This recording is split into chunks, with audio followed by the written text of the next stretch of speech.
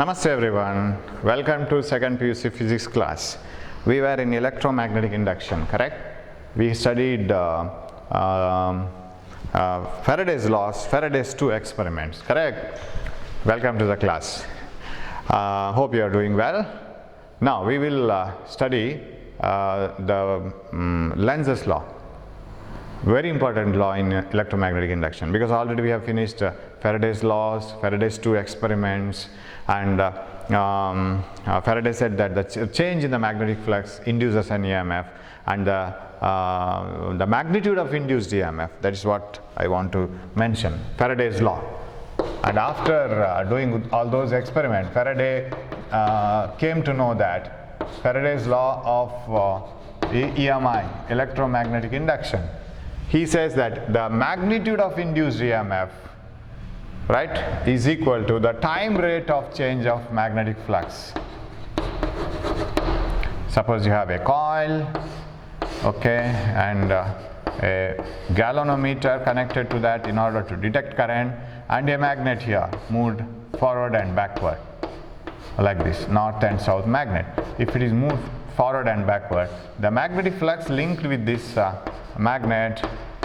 coil goes on changing. So these magnetic lines of force are not linked to that. If you bring it closer, it will be linked, and here the magnetic lines of force are getting into the south pole, right?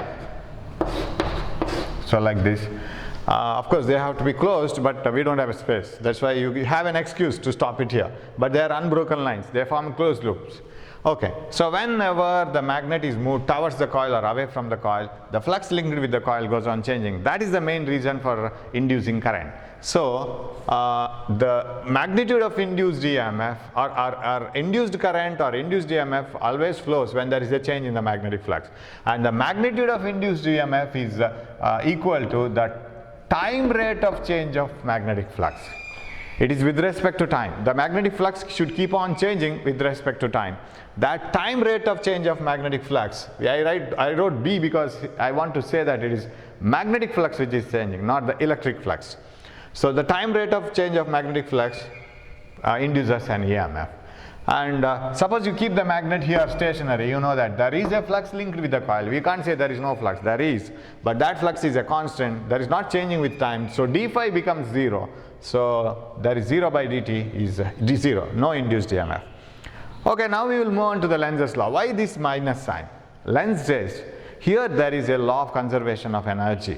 Now why do we get an induced EMF here? Why should we get an induced EMF, and why should be a current flowing through the circuit like this? Why should we get a current? Well, one direction current when the magnet moves towards the coil, and another direction current when it moves away from the coil, opposite direction current. The current keeps on changing its direction as the magnet is moved towards and away from the coil. The magnitude of the induced EMF depends on how fast you move it. Faster you move, faster the change, more d phi by dt, more induced EMF. Now Lenz says that, Lenz's law. Lenz says that, or it is the truth actually, and it is realized by Lenz. So he said that the magnitude of induced EMF, or whenever there is a change in the flux linked with the coil, it induces an EMF in the coil closed circuit in such a way that, or it induces, the induced EMF produces a current in such a way that it opposes the change in the flux that has produced it. The induced EMF developed, or the induced current flowing through this circuit, should flow in such a way that it should oppose the cause. It should oppose the cause which has produced it. What is the cause? What is the reason for the production of induced EMF? That itself is opposed by that induced EMF in the further stage. You know that if there was no change in the magnetic field, there would not have been any current. Induced EMF, both are developed only because of the change in the magnetic flux. But induced current and induced EMF themselves oppose this change in the magnetic flux. Very, very strange thing, right? They have been induced, they have been produced because of this change, but that change itself is opposed by them. That is nothing but law of conservation of energy. How? If so, we can proceed it like this. You will come to know that the other way it cannot happen. Now Lenz explains it like this. Suppose you move a magnet towards a coil, then there is an induced current flowing through the coil because of the change in the magnetic flux. Now that induced current should produce a magnet in the coil itself, right? Suppose this is the coil and these two ends are connected to the galvanometer, say, and I bring the north pole of the magnet towards the coil like this. Oh. Okay, yes. I bring the north pole of the magnet towards the coil. When I bring the north pole of the magnet towards the coil, there should be an increase in flux through the coil, and these magnetic lines of force which escape from the coil should enter in as I bring the magnet into. So the number of magnetic field lines of force passing through the coil goes on increasing. That produces a change in the magnetic flux. Flux is number of magnetic field lines passing through the given surface, and you know suppose this is an imaginary surface, and if the magnetic lines of force are like this, I have to recap this again, and if this is the normal to the coil, then if it makes an angle theta with the magnetic flux, this surface or surface of the coil is not parallel to the its normal is not parallel to the magnetic field line. So get the component of the normal here. So then what is that? A cos theta, a component of the area along the normal, BA cos theta is the flux linked with the coil, right? Either A cos theta or B cos theta, whatever you take. Take the component of B along the normal, that is also possible.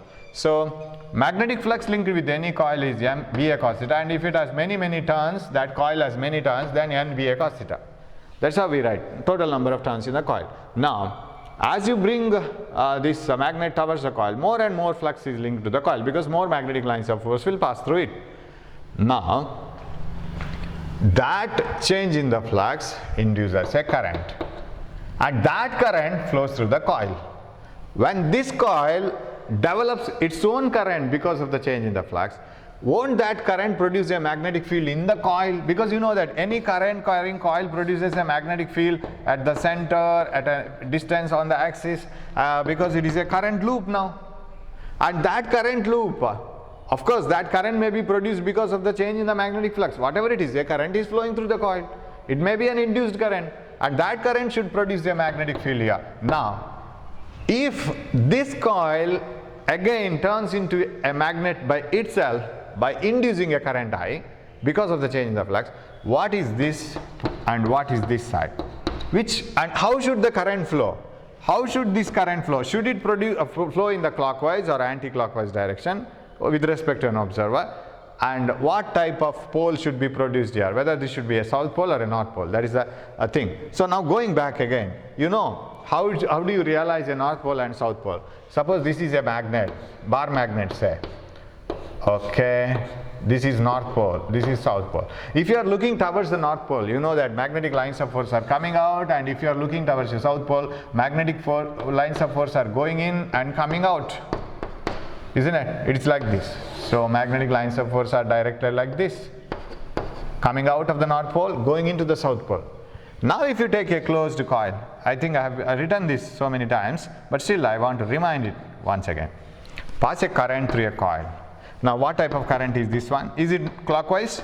So clockwise current, when you look into a coil, and if the current in the coil appears to be clockwise, then how will be the you are looking into which pole of this magnet now? A current carrying loop is also a magnet, right? This is north pole, because you see, when the current flows like this clockwise, you know that if you want to find out the magnetic field, you can apply the clasp rule in the reverse way. If the fingers represent the direction of current, thumb shows the magnetic field, reverse of clasp rule. So like this, fingers represent the direction of current, then the thumb represents the direction of magnetic field. It is into, right? Into means it is south pole, correct? Into, right? So it is south pole, it is into the paper. South pole means it is like this. That's how we indicate it, right? So you put two arrows into the letter S. Is it clockwise? So if the current is clockwise, it looks to be a south pole. It appears to be a south pole for you. And if the current is anti-clockwise, I'll take a loop which carries current like this, anti-clockwise direction. If the current is anti-clockwise, you see, you apply the clasp rule like this. Clasp rule can be given in two ways. If you clasp a conductor carrying current with your right hand such that the thumb shows the direction of current like this, then the fingers show the direction of magnetic field. Thumb current, fingers magnetic field. But here it is ulta. For a coil carrying current, if you want to find out the magnetic field, reverse. If the fingers show the direction of current, thumb shows the direction of magnetic field. So it is out of the paper. You know, out of the paper magnetic field coming like this, out into the board magnetic field. So this is out. So out of the paper means it is a north pole. You write N and give arrows to its tail and initial point and final point. If it is like this, you see, does it indicate anti-clockwise? So anti-clockwise represents north pole, clockwise represents south pole, right? So this anti-clockwise represents north pole, anti-clockwise current, a current loop with the anti-clockwise direction of current represents north pole, this represents south pole. Now my question is, according to Lenz's law, as the magnet is moved towards the coil, there is a current induced in the coil, and that coil should also develop like a magnet. Now which pole is this one then? That facing the magnet. And which pole is this one? That facing opposite to the magnet. And he says this should be a north pole, because north pole is coming towards, right? This should turn into a north pole and this should be a south pole. If you take the magnet away, this should turn into a south pole. So how he was able to come to such a conclusion? Very simple. It is like this. So I will rub this. Whenever a magnet is brought nearer a coil with the north pole towards the coil, say, there is an increase in the magnetic flux that induces a current. That current flows in this coil in such a way that it opposes the cause which has produced it. Which has produced that induced current? The motion of the magnet itself. If the magnet was not moving, there would not have been any change in the magnetic flux. Right? The motion of the magnet itself is the responsible factor for production of current. Current flows in such a way as to oppose this motion itself. How does it oppose the motion of the magnet? By developing a north pole here itself. Because that current can produce a magnet in the coil. So that end appears to be a north pole. That means this north pole opposes this north pole. So there is a fight between them. You do an experiment like this. Very simple. You take a coil. Okay, you place the coil in front of a table so that its center lies at the top of the table, and you connect the end of this coil to a galvanometer so that it is closed. That's all. You take a magnet like this and imagine that this is a very smooth table. There is no friction at all. Just push it through your fingers like this. Push it. So when you push it, what happens?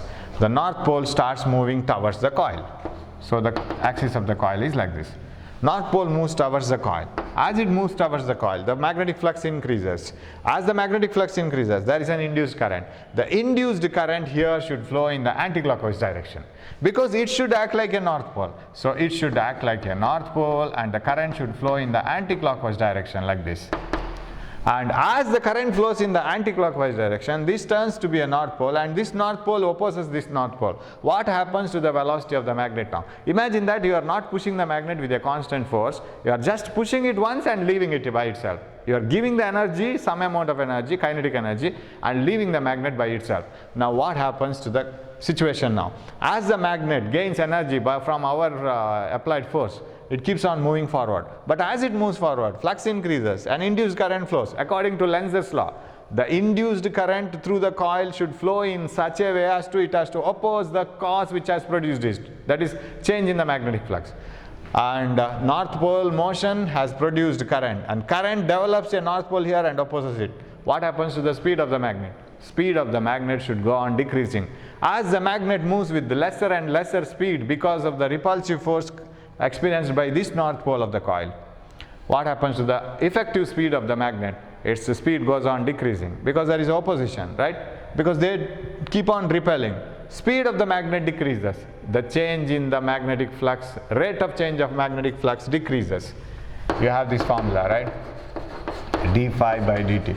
So the speed with which magnetic field changes here with respect to time will be less, because as the speed of the magnet has decreased because of the repulsive force.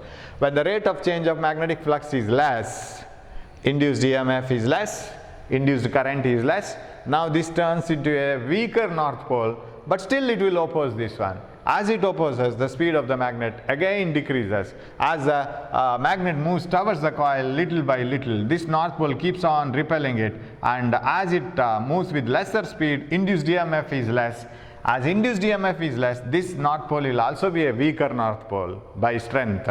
So repulsion will be less, and again as it moves forward, there is a repulsive force. So the motion of this magnet, velocity keeps on reducing, and at one moment the magnet stops. It doesn't keep on moving forward. Even though, say, imagine this surface is frictionless, very smooth surface, there is no loss of energy due to friction. Just if you push it, it should keep on moving according to Newton's first law, right? Until and unless another force acts on it, right? But it stops because there is a force here.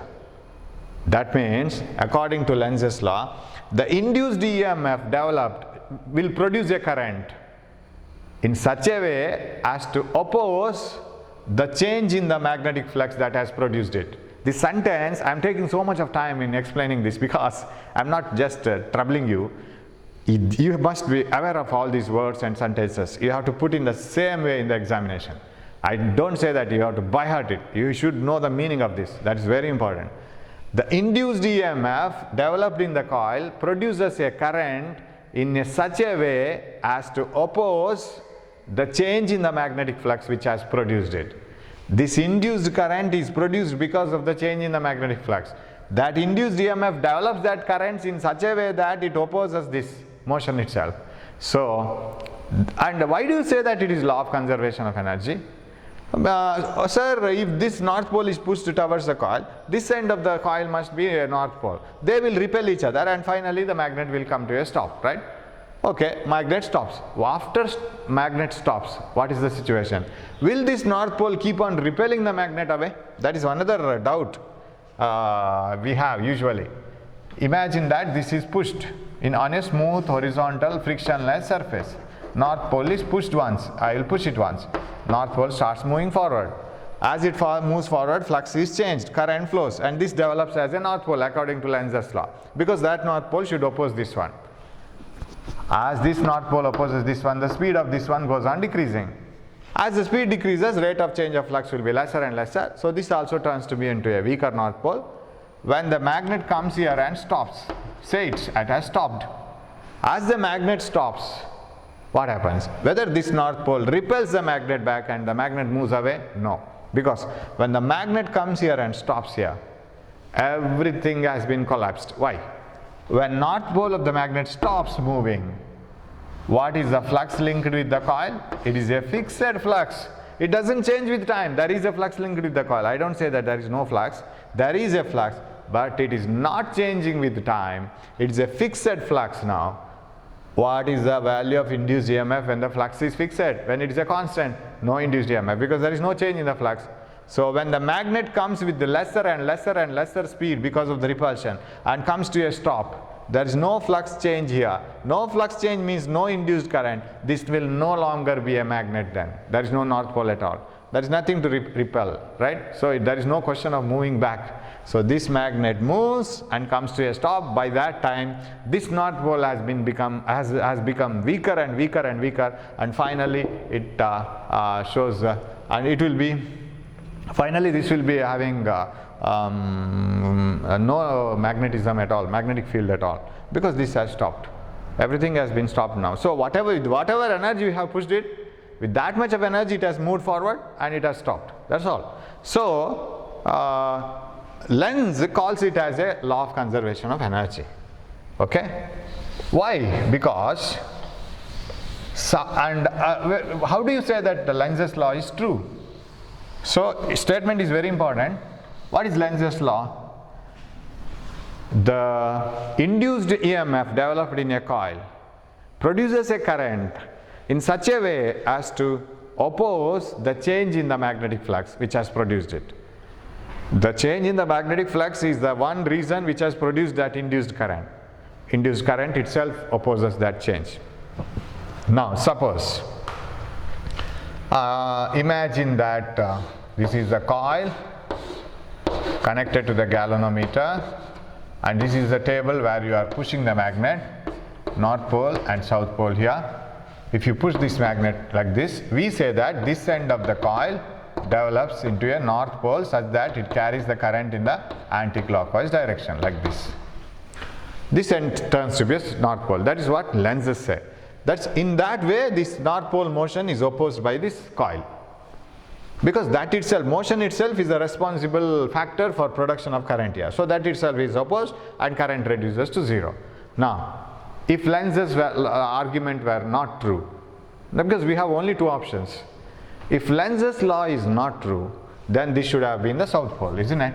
This should have been the south pole. Current should have been in the clockwise direction. I should have colored chalks here. I don't have today. So current should have been in the clockwise direction like this. Let us imagine that when the north pole of the magnet is pushed towards the coil, a current, induced EMF produces a current in such a way that this turns to be a south pole. What happens? A gentle push is enough. You need not have to wait for so much of energy later. What you can do is keep on observing or keep on enjoying more and more energy. How? When the north pole of the magnet is pushed towards the coil, if that face of the coil turns to be a south pole, what happens? This south pole attracts the north pole. Now you need not do anything. This south pole itself attracts the north pole. What happens to the magnet? Magnet moves with more velocity. When the velocity is more, induced EMF, that is rate of change of magnetic flux, that happens to be more and more, because as it moves faster, the time rate of change of magnetic flux increases. It changes faster. When the change in the magnetic field happens to be faster, more induced EMF, more current flows to the coil. This south pole turns to be a very stronger south pole now, and that stronger south pole attracts this magnetic north with more magnetic force, and the magnet starts moving still faster. When it is still faster, d phi by dt will be much more, because it happens to be in a lesser time.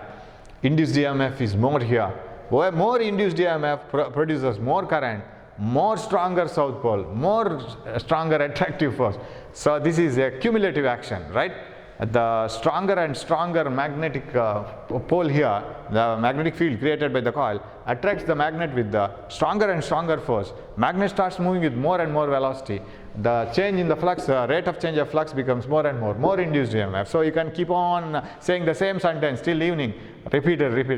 The meaning, finally the result is this magnet moves with tremendous high velocity, right? With a small amount of energy, we were able to get a large amount of energy output. Is it possible? In fact, it is not possible. Such a thing cannot happen, and this is against the law of conservation of energy. By investing a small energy in the form of kinetic energy, how can you get extra energy from it? Impossible. So that means this end must act like north pole, because we have only two options here. There is no other way of thinking at all. Either this should turn into north pole or south pole. So this should be a north pole. That means current must flow in anti-clockwise direction. Right? This should a north pole. That means it should flow in the anti-clockwise direction. So when the north pole of a magnet is moved towards a coil, the induced EMF developed in the coil produces a current in such a way that it opposes the change in the magnetic flux in the coil. So that end also appears to be a north pole. That's why it opposes. So Lenz's law is nothing but law of conservation of energy. If Lenz's law were not true, then the law of conservation of energy is violated. So you must accept that Lenz's law is correct. Now, so in the examination, you may be asked to draw some diagrams. North pole of a magnet is moved towards a coil. What type of magnetic pole is developed in the coil facing the magnet, and how does the current move, clockwise or anti-clockwise? That is the question, right? So you have to draw a new diagram for it. You can, if you have a book, you can take the book and start drawing it along with me. So it will be like this. Take a coil like this here and take a magnet like this. You might have seen these diagrams in the book. Suppose this is okay. This why this magnet doesn't doesn't listen to my words. Yes. Say this is the north pole of the magnet, this is south pole. North pole is moved towards the magnet. This much is okay. Then this must turn into a north pole. You write N here. Then assume the current here because it is anti-clockwise. So when north pole of the magnet is moved towards the coil, that end of the coil facing the magnet turns to be a north pole, and the current flows in the anti-clockwise direction. If the north pole of the magnet is moved away from the coil, okay, north pole, south pole, it is moved away. This arrow mark is very important. Arrow mark is very important, which indicates the direction along which the magnet is moved. If the magnet is moved away from the coil, this turns to be a south pole. Why? Because this motion should be opposed. How do you oppose this motion? By attracting the magnet back, because we are trying to move the magnet away, but this coil should bring it back. So right, that means it has to stop this motion, it has to oppose this motion. This end turns to be a south pole, and the current flows in the clockwise direction. So here it is clockwise, and here is anti-clockwise. Right. So this diagram is very, very important. You will be asked, or you may be asked to write the answer in sentences also. That is also possible. A magnet is moved towards the coil. How does the current flow in the phase towards the coil? A phase of the coil towards the magnet. In the phase of the coil towards the magnet, if the north pole is going in, this should be a north pole, it should oppose. So that is anti-clockwise. And if the north pole is taken away from the face of a coil, that face of the coil turns to be a south pole, current is in the clockwise direction. Very, very important diagram. You must study this diagram theoretically. You must have the knowledge of theory. Don't by heart this. If you by heart it, you will never remember it in the exam hall. That is very difficult. Theoretically you have to go, right? Very important diagram. Okay, so and again, if the Lenz's law were not true, if the end if you push the magnet, this also turns into a south pole and keeps on attracting the magnet. If it is so, you could have produced a railway, a train can be transported from one place to another without any energy investment. Why? Because suppose you have a railway track like this. Let the railway track be covered with a very huge coil with thick metals, iron rods for example. You put it inside iron rods like this. Let they be connected by some wires, right? The two ends of the coil. Now if the train is here, right? Let us imagine that the train contains a very strong magnet, north-south. Now initially the passengers have to get down and push the train, right? Because there should be a change in the flux, right? And as the train is pushed towards the coils, suppose Lenz's law were not true, Lenz's law was wrong, it was not the law which justifies the law of conservation of energy. If it is so, then what happens is, if the north pole of the magnet is pushed towards the coil, I will take north pole. Okay. If the north, suppose there is a very strong magnet inside the train, so let the passengers get down the train and push the train. As the passengers push the train, the north pole of the magnet moves towards the coil. If that face of the coil induces a current in such a way that it develops south pole, what happens? Once the train is in motion, let the passengers get into the train. Then the train moves by itself, because this south pole of the coil attracts the magnet north pole. Train moves forward and keeps on moving. So no need of energy, because every face of the coil keeps on turning into south pole, it keeps on attracting it. But this cannot happen, because it is against the law of conservation of energy. Otherwise we would have done that, because you can't go against the laws of nature. So just you can imagine, that's all. It is not possible. So Lenz's law were true. So this diagram is very, very important. Okay? Right. Now, another thing in this, you know that the flux, magnetic flux through any coil, NAB cos theta, flux through any coil. Suppose this is a coil, and if there is a magnet here, like this, north and south, and if the magnetic lines of force are passing through this coil, Actually I have to take how does the magnetic lines of force enter. Say I will take uniform magnetic field, and how is the normal to this coil. Say normal to this coil is like this. Theta is the angle made by the magnetic field with the normal. Then N is the number of turns in the coil, NAB cos theta. So orientation of the coil is also one of the important factor for inducing enjoying the flux or developing the flux through the coil. So if the coil is like this, and you remember dynamo, what you have studied in your lower classes, dynamo coil is turned because as it turns, the flux through the coil goes on changing. As you turn the book in front of the bulb, the amount of light on the bulb on the book goes on changing. As you turn your face from the sun to different angles, the amount of light on your face goes on changing. That is the beauty of the flux. Okay, now flux depends on our flux can be changed because we want induced EMF is equal to minus d phi b by dt, rate of change of magnetic flux. So we have covered the many laws, right? Lenz's law, then Faraday's law, and explanation of Faraday's law, and what type of magnetic pole is created in a coil when the magnet is moved towards or away depending on the north pole and south pole. Now, what are the ways in which you can change the flux? You can change the number of turns in the coil, you can change the area of the coil, you can change the strength of the magnetic field itself by moving the magnet towards and away, you can change the orientation of the coil, theta. Now we will change the area of the coil. How do you change the area of the coil and produce induced EMF? Very simple. Induced EMF in a rod moving in a magnetic field. EMF induced in a rod moving in a magnetic field. Very simple derivation, but very, very important. In a magnetic field. EMF induced in a rod moving in a magnetic field. Yes, that changes the area. How? Let me place a north pole here, right? North pole of a magnet. Let the south pole of another magnet be on the other side of the room, behind this wall. Then how will be the magnetic lines of force entering here? And you know that magnetic lines of force always start from north pole and end in south pole. This is the north pole of a magnet. South pole of the magnet is on the other side of the room, and the north pole to south pole. So they are into the board. So I will show it like this. Magnetic lines of force are into the plane of the board. Okay, like this.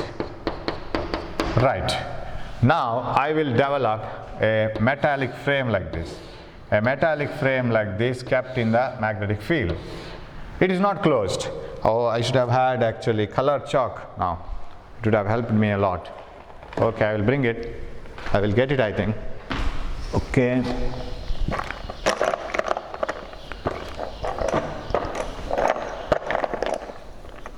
Right, yeah. Now here. Let me place the rod here. This is a metal rod which is touching this frame. Oh, everything is metal.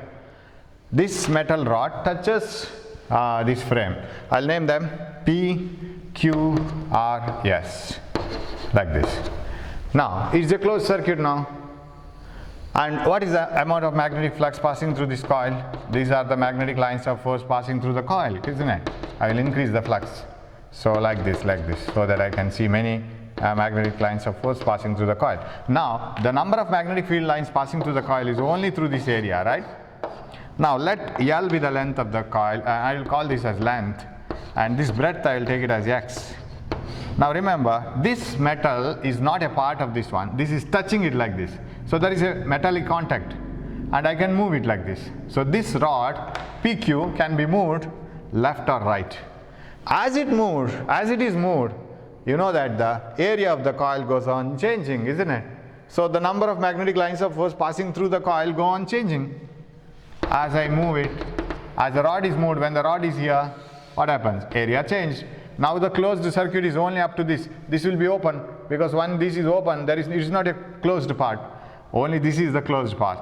Area of the coil can be changed. That is, flux due to magnetic field is NAB cos theta. Of course, here cos theta cos 0. Why? Why? Because normal to the coil, so the coil is a frame now, normal to the coil into the board, and magnetic field lines into the board. Both are in the same direction. Cos 0 I will take 1. Okay, now let me start moving this. As I move this conductor towards this side, say, with a speed v, with a constant speed v, I will keep on moving this. What happens? The area of the coil goes on changing, and the number of magnetic field lines passing through this coil goes on changing. Actually, the magnetic field is a constant, but we are using it in a different way. Actually, light coming from the bulb is a constant, but we are changing it by changing the orientation of the book.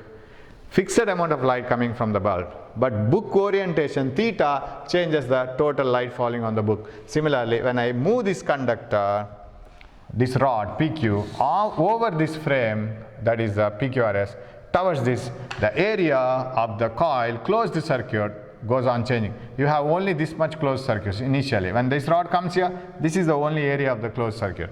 So the magnetic flux keeps on changing. See how beautifully you can change the area, right? I was saying that you can change the area, but I will tell you later. This is the way. So area can be changed. Now as this moves, X keeps on decreasing, and the flux linked with the coil goes on changing. And now see here that area change has occurred because of the motion of the conductor. So on this conductor there should be an EMF developed. An EMF is developed on the conductor, on the two parts of the conductor as it is moved forward. And that induced EMF, we have to develop a formula today, and we will develop it and then we will analyze it in the next class, because the derivation of formula is also very important. Then we will analyze it properly. So an EMF is developed in a rod moving in a magnetic field, and that EMF developed is given by Lenz's law. What does Lenz's law say? Lenz's law say that the induced EMF develops a current in such a way that it opposes the change in the magnetic flux, and according to Faraday's law, magnitude of induced EMF is a rate of change of magnetic flux. And if you want to know this, this is equal to minus d by dt of, what is the flux due to magnetic field? Shall I take only one turn here? It is only one turn, one frame, one closing rod. So 1. Then what is this? BA cos theta. Sorry, BA cos theta. Right. Cos theta is cos 0, 1. You know that because it is moving normally. Magnetic lines of force are like this. Magnetic lines of force are like this, and this is the rod. Rod is moving perpendicular to the magnetic field lines, and area makes an angle, normal to the area makes an angle 0, cos 0, 1. So what is this? E is equal to minus d by dt of BA. This is 1. B is B. Let B be the strength of the magnetic field here. And area can be written as, initially when it starts from here, length is L, X, breadth is L. So Lx.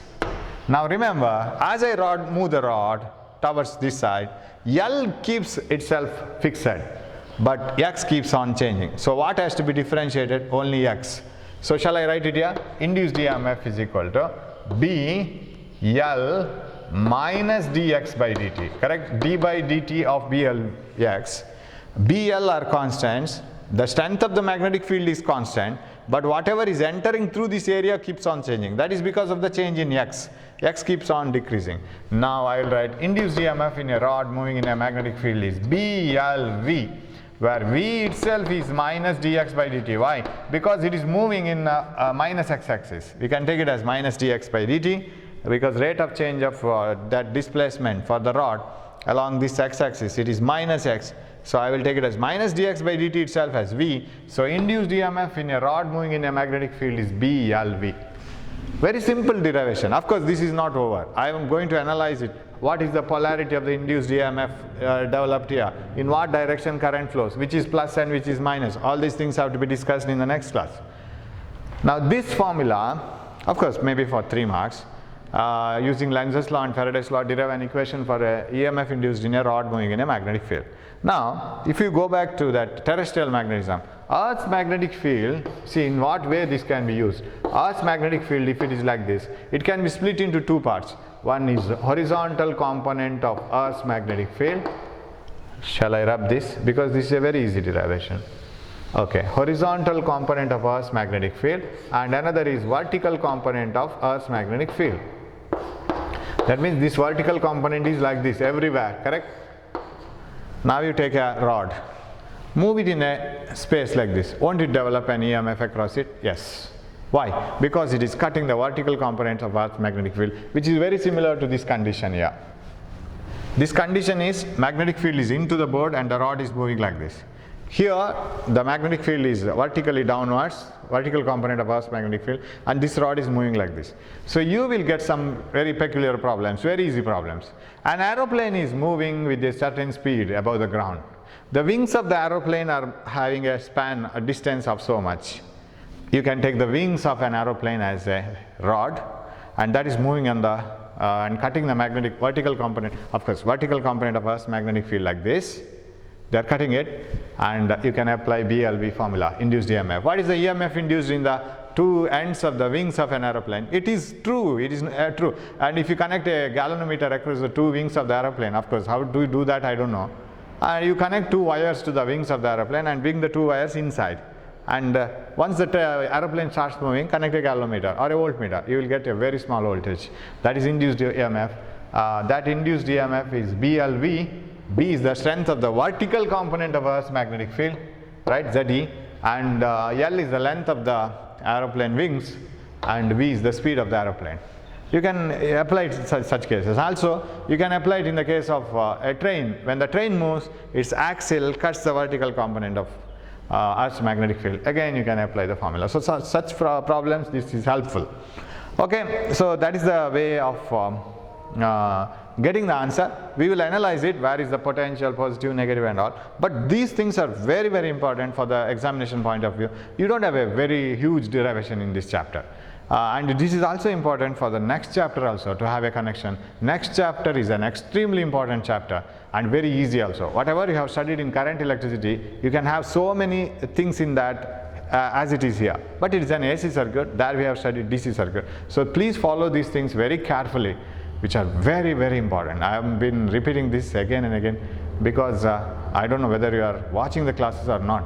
This is very important for because these things will be studied at the end of the academic year, so you shouldn't waste the time now.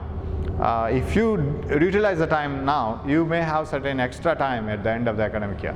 I don't know how will be the academic year this year, but still, let us not waste the time. So, Faraday's law, Faraday's two experiments, Lenz's law, and what does Lenz's law say? And this induced EMF in a rod moving in a magnetic field. Okay, thanks for watching my class. We will come up with more classes and more ideas of EMI, which is very easy and very useful for your examination also. So till then, keep reading, take care of your health. Thank you.